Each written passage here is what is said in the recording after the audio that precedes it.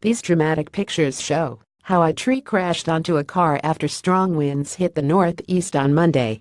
The region was battered by gales of up to 60 miles per hour from the early hours, and the Met Office issued a yellow weather warning, urging people to take care.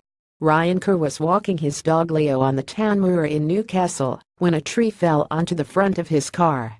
The black Renault Megane was parked on Forsyth Road in Jesmond at around 11:30 a.m. when the incident happened. A tree fell on top of Ryan Kerr's car in Jesmond. Ryan, 29, a doctor, said, "I went to walk my dog and I was only away for about 20 minutes.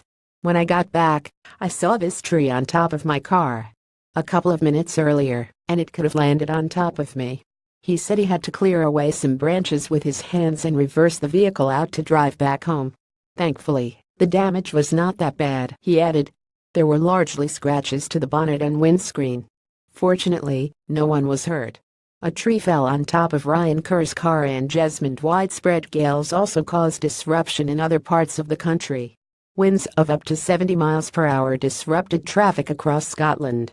The Dornage Bridge and the Tay Road Bridge were closed to high-sided vehicles, and high wind warnings were in place on the Skye, Clackmannanshire, and Erskine bridges. A number of ferries were also cancelled there.